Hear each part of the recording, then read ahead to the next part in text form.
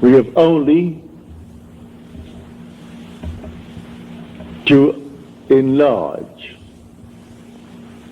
our conception of causality, to excuse everything and forgive all.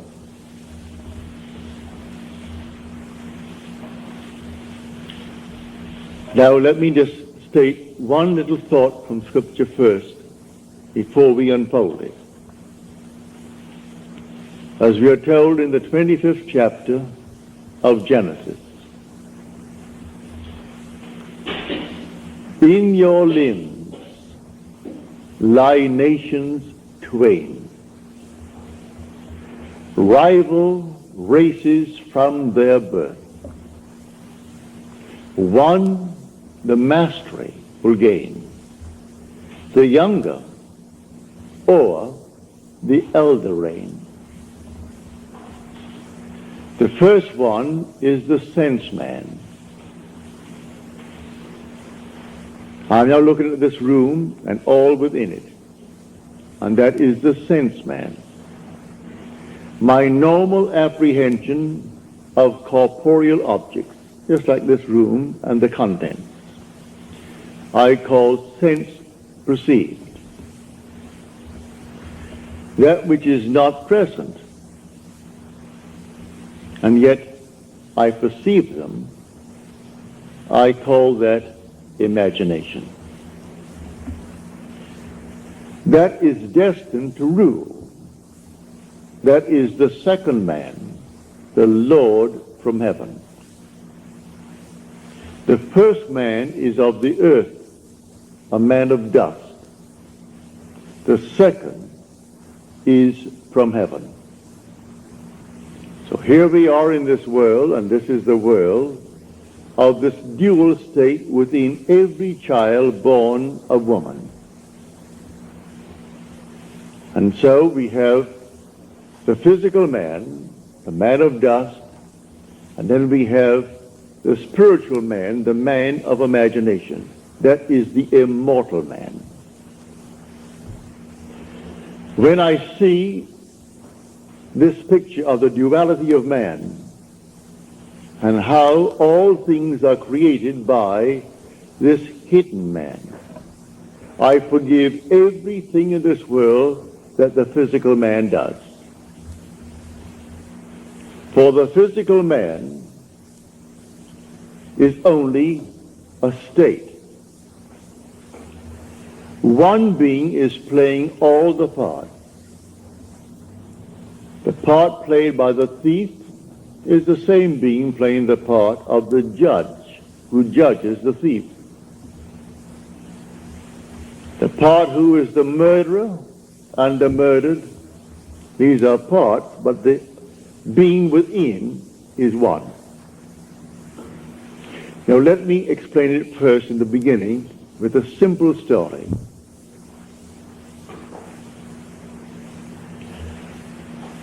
About 8 years ago, I was in New York for a month,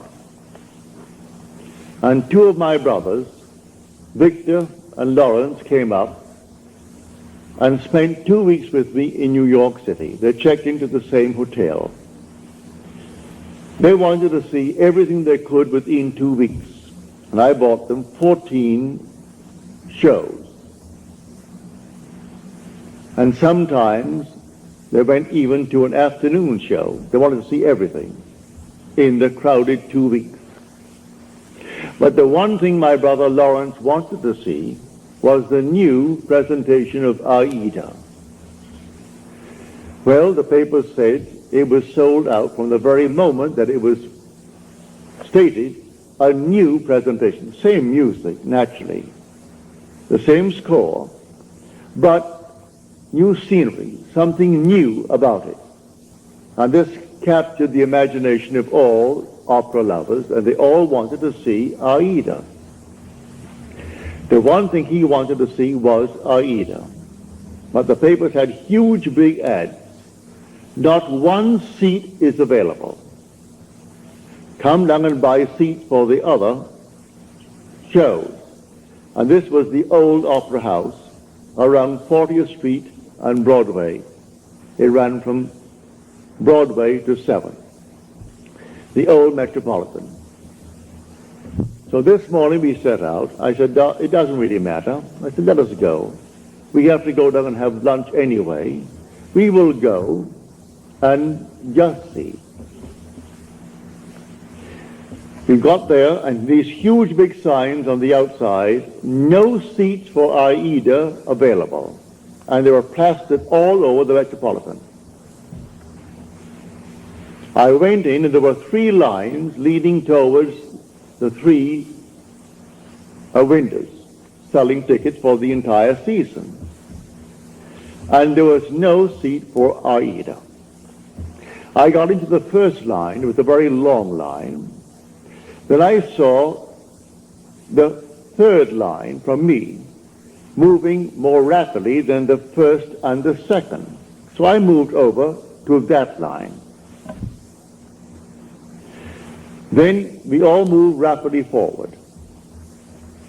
As we got to the window, and seemingly no hope of getting tickets, but before I left my hotel room, I simply assumed that I had the tickets for my 2 brothers. I didn't want to go. They wanted to see it. So I assumed that I gave them the ticket. I got into this line and we moved rapidly towards the window. As we got there to the window, a tall, blond man, he was about, he must have been 5'11", he must have been about 6'4".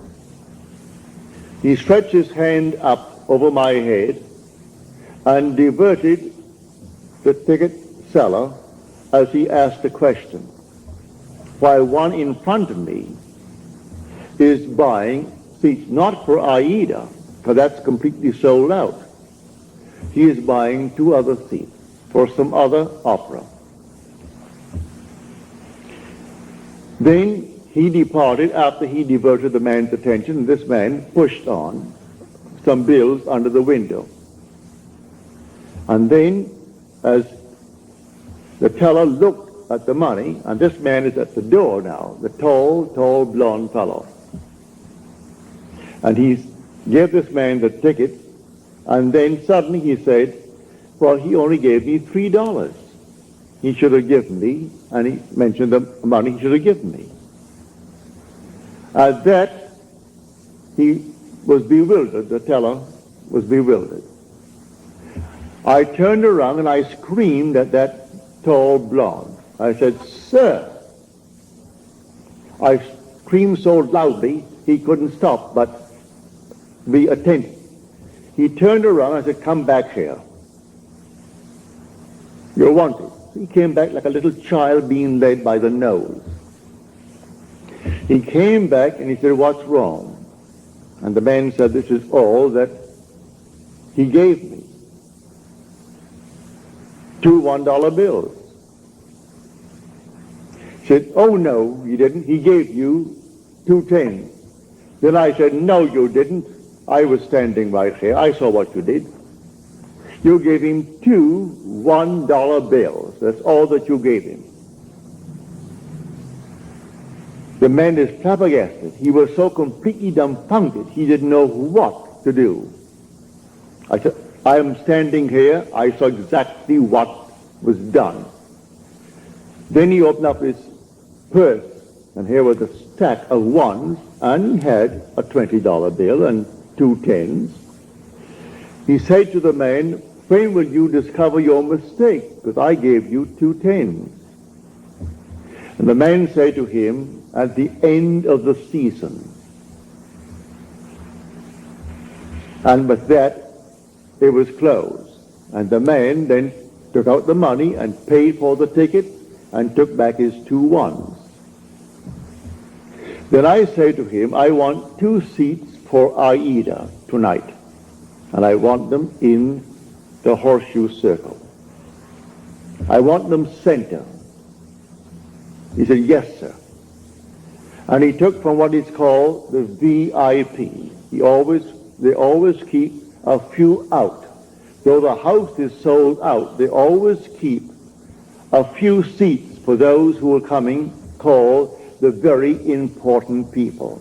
Well, I am certainly not a very important person. But I saved him from the loss of $20. And he quickly took the 2 seats out and said to me, $20. I gave him the $20, went back and gave the 2 seats to my brothers. Now, a state called a thief. These 2 men have chosen to be thieves in their world. They're con men. It's perfectly all right. God made everything for its purpose, even the wicked, for the time of trouble. Read that in the 16th chapter, the 4th verse of Proverbs. He made everything for its purpose, even the wicked, for the day of trouble. Well, the day of trouble may not be a war. I was troubled. How to get these tickets? That's a moment of trouble. And I simply assumed that I had them. And I simply played my part in my imagination before I left my hotel room, that my brothers are going to see this show this night of Aida, the new presentation of Aida. Then 2 who have already given themselves over to the state of a thief. They had to actually come right into the line. I took the first line, then I moved over to the 3rd line because I saw it moving more rapidly. So he comes over to the 3rd line and plays his part beautifully. If he had not done what he did, I would not have received those tickets because I am not a very important person. But the man looked me in the eyes and said, here is an honest man. As far as he is concerned, I am an honest man who saved him from losing $20. And so he quickly took out the 2 seats. I paid for them, naturally, he didn't give them to me. I was willing to pay for my seats, but you couldn't buy them. All over the place, sold out, sold out, sold out, all over the Metropolitan Opera.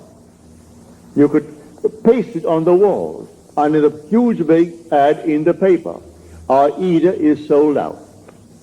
And I went that day and got those seats right in the circle, in center row for my 2 brothers, because one man played his part beautifully.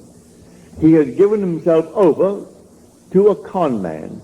He finds it easier to make a living being a con man than those who are pickpockets. There are schools that teach people to be pickpockets. Do you know that?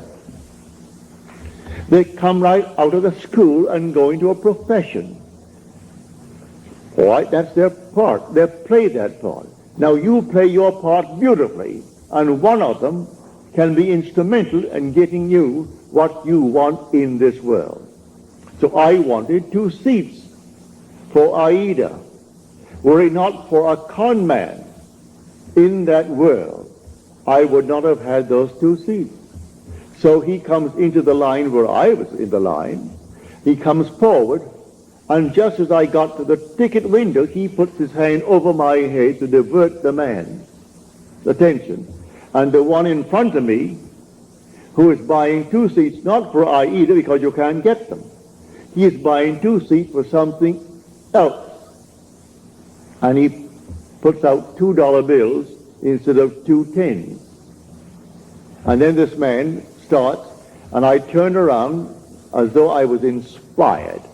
And with my full voice, I said, "Sir, come back here." He had to come back. So he came on back just like a little child and stood next to me, and he looked down at me. He wouldn't dare budge. When I said, "You didn't give him anything more than what he's showing you now. You give him exactly what he's showing you." Because I was fair, and I stood next to you. He was helpless. He couldn't hit me. He was many inches my height. I'm 5'11", and he may be about 6'5" or more. A strong, strapping blonde. But he was impotent in my presence when I called him back. He only played the part. So should I not forgive him? There are infinite states in this world. And all you have to do is forget states. You play your part. And every state necessary to make your part come to fulfillment will be present at the moment that you need it. And so we went over to Longchamp for lunch, and my brother Lawrence and Victor, they had their tickets, and that evening they went to see Aida. So in your limbs lie nations twain. They are rival races from their birth. One the mastery shall gain, the younger over the elder reign. And the younger is the second, and the second man is the man from heaven. And that man is your own wonderful human imagination, who is God. And there is no other God. That is the Lord from heaven. And the outer man that clothes him, he is under compulsion to fulfill the commands of that inner man.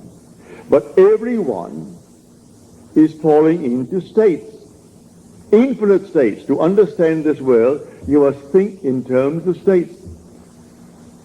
And so he has made everything for its purpose, even the wicked for the day of trouble. And so use everything, but you don't have to think of which one will do it. Forget who will play the part. I never saw that man before, never saw his partner in the little crime before. That was their choice in life. There are those who have chosen to be pickpockets for the rest of their lives.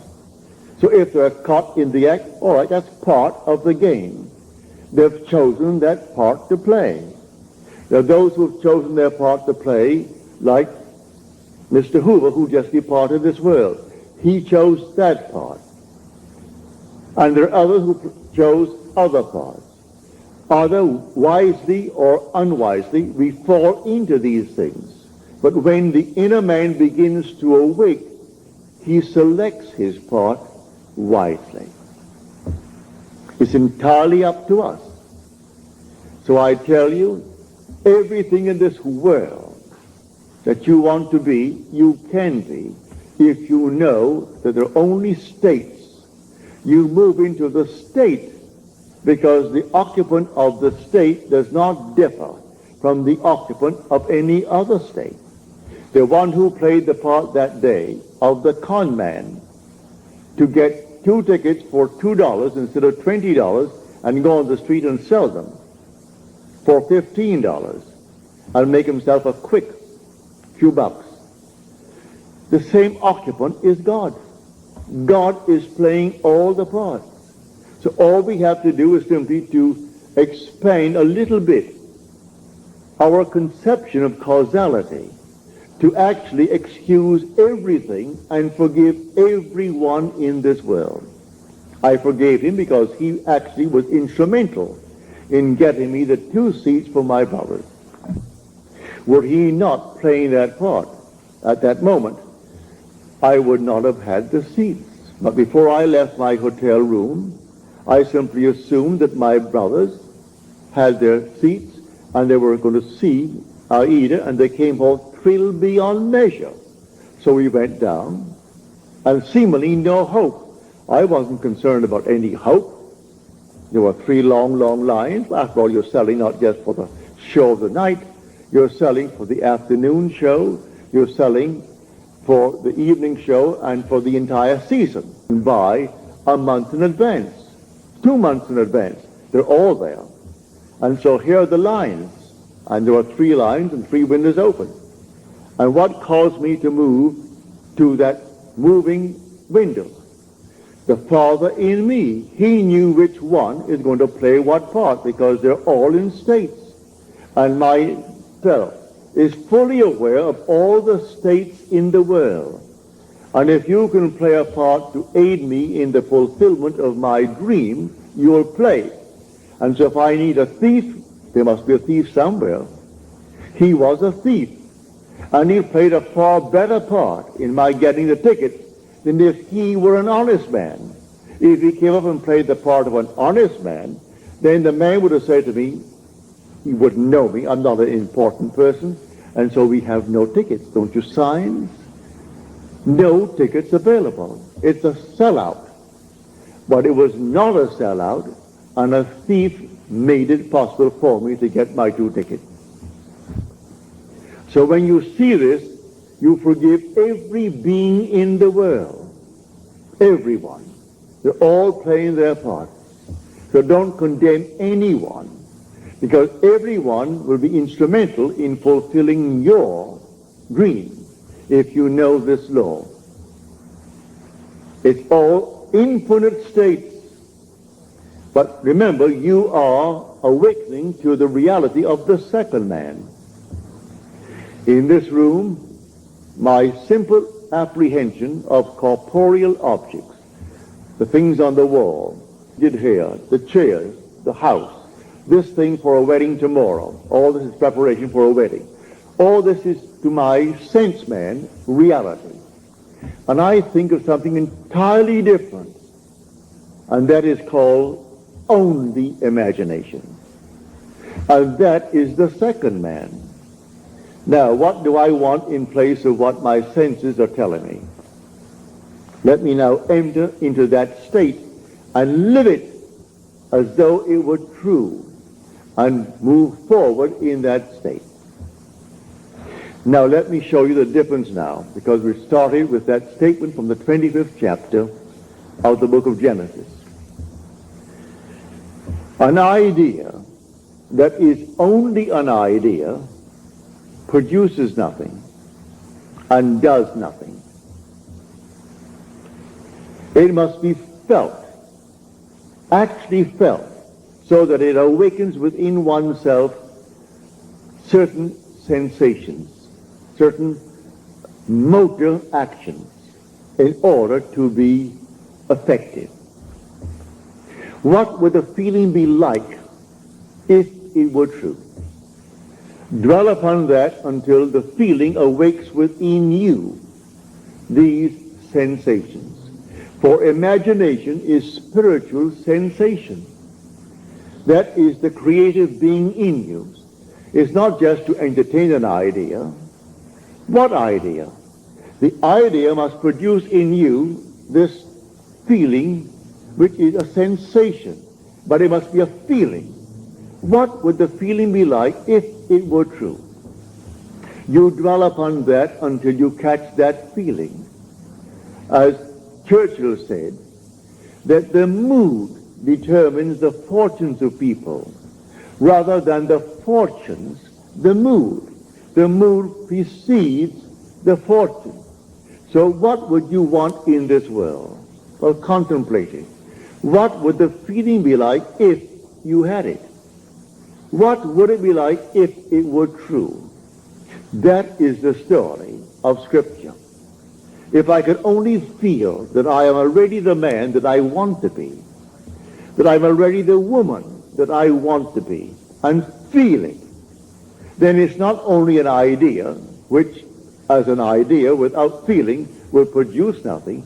Now it has everything, because in this story he said to the second man, "Come close, my son, that I may feel you." The secret is in the feeling. So Esau went out. He is the first man, covered with hair, the outer man.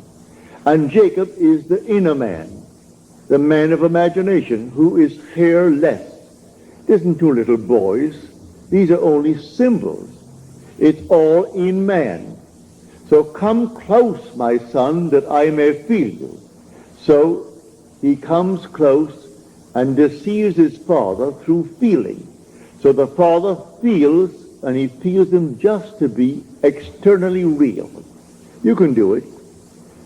There is no flower in your hand, but you can feel the soft velvet feeling of a rose.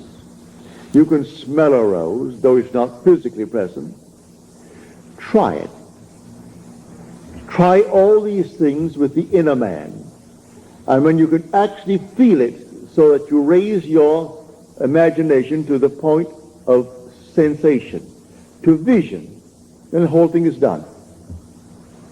It's done in a way you do not know it's going to happen. If it takes a thief to aid you, then you forgive the thief. Should I not forgive that man who tried to rob that teller of $20 when he did for me what no one else could do? I could go to all the brokers in New York City and they couldn't get me 2 seats. I could go to anyone and they couldn't get me 2 seats for my 2 brothers. And I wanted them to have the joy of seeing the new presentation of Aida. So I went myself prepared in my imagination that I had 2 seats. And it took a thief to be instrumental in getting me the seat. Should I not forgive him for the part he played? He went to the door, this tall giant of a man, looked back at me, but he wouldn't have the courage to come up and slap me. There was something in me that dwarfed him in his own mind's eye. So in spite of his height and his bigness and his strength, he couldn't dare strike me, for I was speaking from a different level of consciousness altogether. So I didn't condemn him. He played the part he had to play, and by playing it, I got the seats. So all we have to do is simply to widen, just widen a little bit our conception of causality, to actually forgive all in the world, to excuse everything in the world. They're playing their part. So tonight you want a bigger job, you want more money in this world, you want, and you name it. Well then, it may be a thief who is going to aid you in the getting, without knowing he's doing it. Don't judge him, don't condemn him, just simply you go forward knowing that I have ways and means that the physical man knows not of. My ways, the inner man's ways, are past finding out. And you simply go forward in the assumption that you have already achieved what now is only a wish as far as the world is concerned. But you enter into the wish as though the wish is already fulfilled. So what would the feeling be like? Come near, my son, that I may feel you. And so he comes close. He said, come nearer, my son. Then he said to him, you know, your voice is the voice of Jacob. But your hands, your neck, and your scent, you have the feel of my son Esau. Esau is the outer world. So he gives emphasis to feeling. It transcends the voice. The voice was Jacob, but the feeling, the touch, was that of an external world. He could feel the external world. It was a self-deception. He deceived himself into believing that what he desired, he had.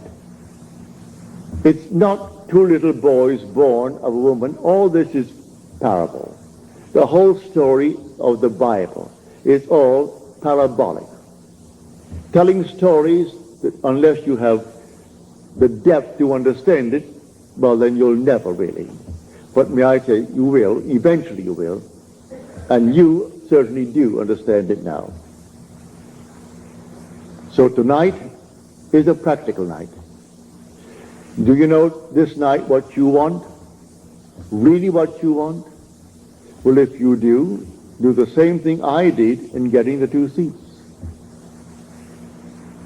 Do what I did when I was locked out completely from marrying the girl I wanted to marry.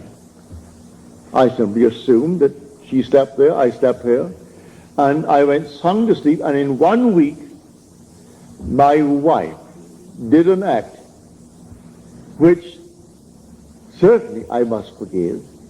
In the eyes of the world she is condemned for taking what she did not pay for. And yet because of that act I got my freedom. Then who is the culprit? Am I not? If there's any culprit, I am. If there is any culprit in this world, it is God. There is nothing but God. God is doing all in this world. He created everything in this world. And so if in me he is the second man, and the second man is my imagination, and that is God. For man is all imagination, and God is man, and exists in us, and we in him. The eternal body of man is the imagination, and that is God himself. Well, if I in my imagination slept as though I am happily married to a girl that the laws of New York State said I could never get because of my entanglement with my first wife, and in 1 week she performed an act which was judged harshly by society, and yet she was the instrument of my getting my freedom to marry the girl who now is the mother of my daughter. So how can I blame her who performed that act? She was in a state, and who did it? I did it. I did it by simply assuming that I was free and happily married to a girl that the state of New York said I could never marry because of the ancient laws that restricted my desire to get a freedom in that state. So you forgive everyone in this world. They're all playing their parts. So in my own case, I have seen thieves. I have seen all kinds of people play their parts. They were instruments in the fulfillment of my desire. So how can I ever condemn all? So the last cry on the cross, Father, forgive them. They know not what they do. Forgive them. The whole vast world is playing until he awakes in that body.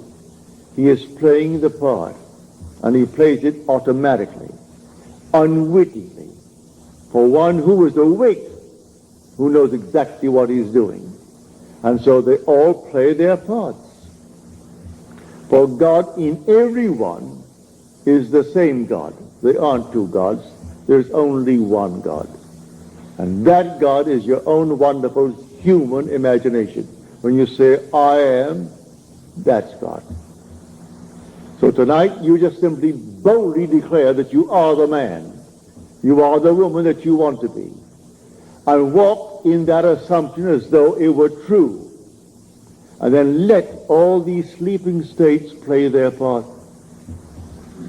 May I tell you, in spite of what they appear to be, they are sound asleep. They do not know. He thought he knew what he did.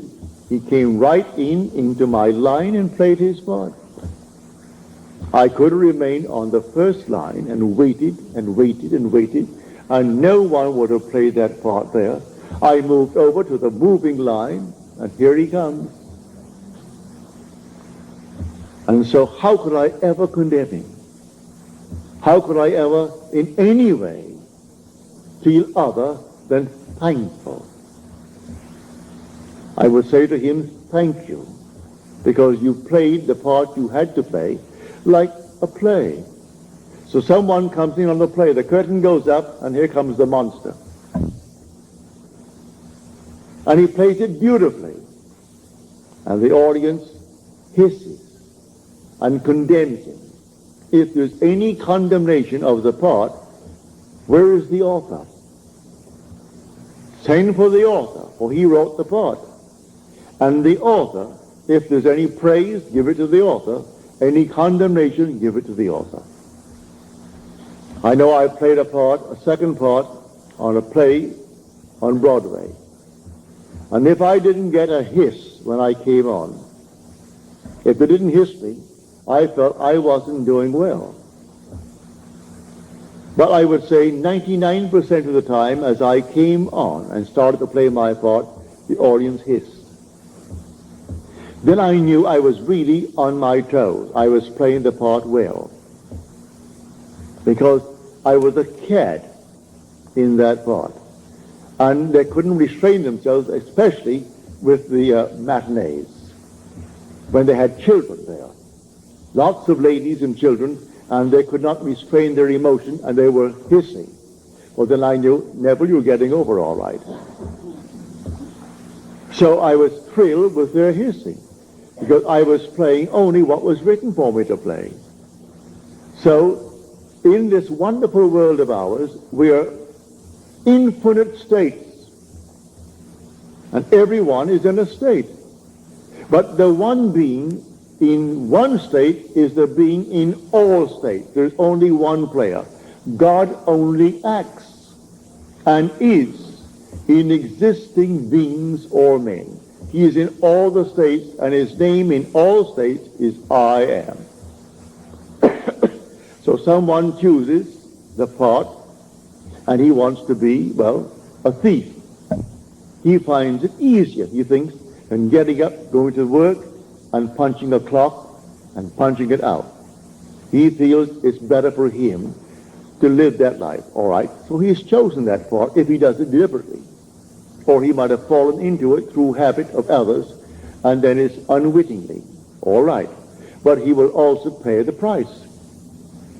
That is the thing he has to consider. He'll pay the price because the part has a price with it.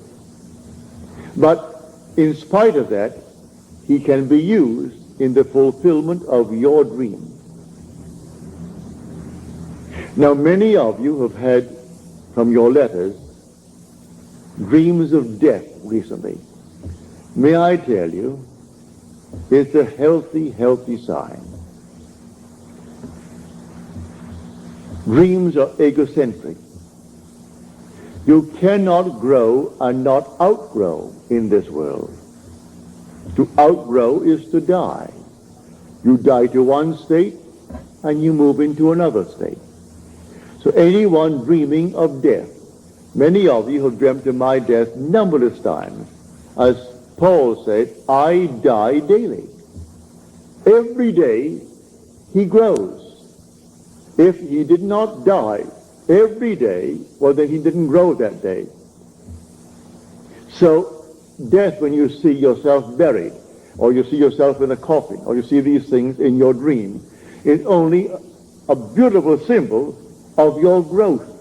You are growing, that's why you see yourself buried, why you see yourself in a tomb. It's simply an expansion of consciousness.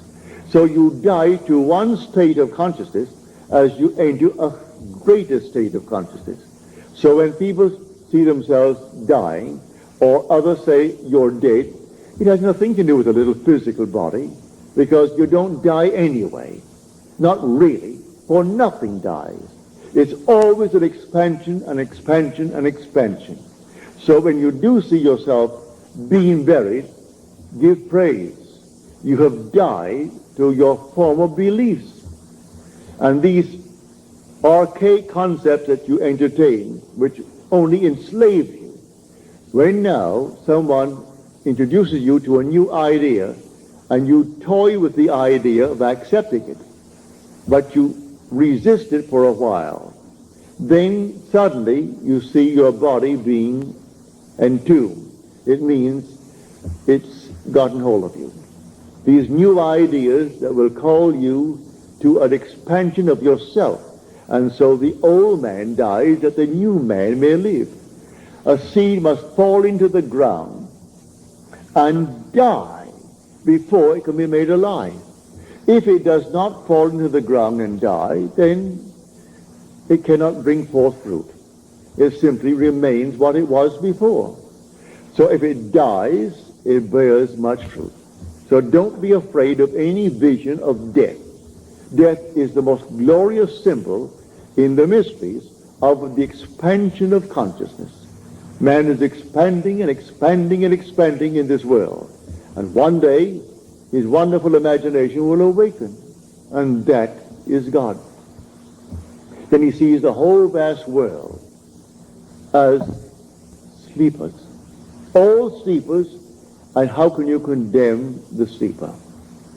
So he played his part. He played it beautifully. I can see all these things in my world where people play so many marvelous parts. And they were sound asleep, and they thought they were so alert, going to get the better of me. And their attempt to get the better was exactly what I needed to move on. Just move on. They had no idea they were playing their part beautifully. So I forgive all the thieves that came into my world. Even those who actually took from my pocket by not giving me what the contract called for. I thank them, because it simply allowed me to become all the more secure upon my own feet and not think for 1 second that I depended upon them or upon anyone else in this world. So let them go their way. They're all sound asleep, playing their parts.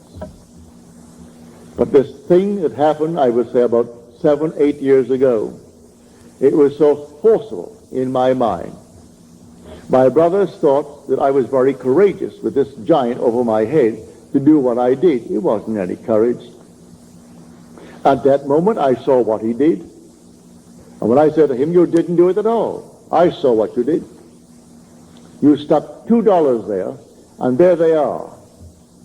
You didn't give him any $10 bills. He opened up his purse, and I saw all these ones, oodles of ones, and then a 20 and a couple of tens at the side.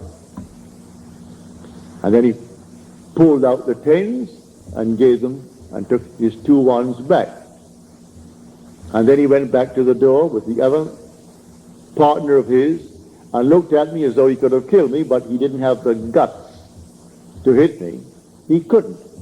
If I were that big, he could not have struck me, because I was speaking on an entirely different level. And on that level, when I knew I was going to get my seats, that's all that concerned me, here comes the 2 seats. And the man said, yes, sir. He treated me as though I stood before him as the president.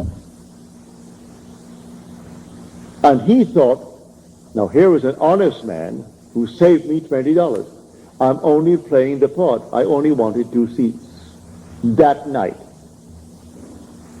because that's all that my brothers could give, because I had all these seats bought for them. All the shows on Broadway at the time within 2 weeks, and they went night after night, and matinees and everything else. Got it right up to their heads in shows. So I'm telling you, if you know of this dual being within you, in your limbs lie nations twain, rival races from their birth. One the mastery will gain, the younger over the elder reign. Now see that younger one actually reigns, and the younger one is your imagination. The older one is your sense man. The facts, these are the facts of life. What is my bank account? And I owe more than the bank account has in it now? Well, now that is Esau's judgment. Now, Jacob puts in 50 times what is there now. In my mind's eye, I have deposited 50 times more than is there. How it's going to happen, I don't know. I don't know any more than I knew that day when I started off with the Metropolitan Opera, how I'm going to buy seats. When the papers tells me you can't buy a seat, huge big ad, save your time, don't come. All other seats are available, but not for Aida. And I go down only for Aida, and I get them, because of a seeming thief played by the part of God. For God plays all the parts in the world. There is nothing but God. And say, I am, that's God. That is the Lord Jesus within you. That is your immortal being that cannot die. He cannot die. That is your eternal self when you say, I am. Imagination is not some vague essence. It is a body, a reality, an infinite body that is so perfect when it's awakened that in its presence everything is made perfect. But while it is awakening, it exercises that power. and draws into its world everyone that can play the part for its fulfillment of its dream. So here, I hope you heard it clearly. I hope I've made it as clear as I can, because tonight should be a very practical night. That you will go out knowing who you are. You are a dual being. But the first man is of the dust, and to dust he returns. That is the man of earth. The second man is the Lord from heaven, and he cannot die. That's your own wonderful human imagination. It cannot die. But it sleeps embodied in this tomb. And one day it will awaken. As I've told you in the past, the symbolism of Scripture will surround you. It's perfect. It is true. Everything told you in Scripture as to his birth, you are going to experience. And then your imagination awakens. And you trust no one but it. Only this being within you do you really worship. Let them give all the medals and all the honors to this, that, and the other, to the little earthly man. It doesn't interest you. Give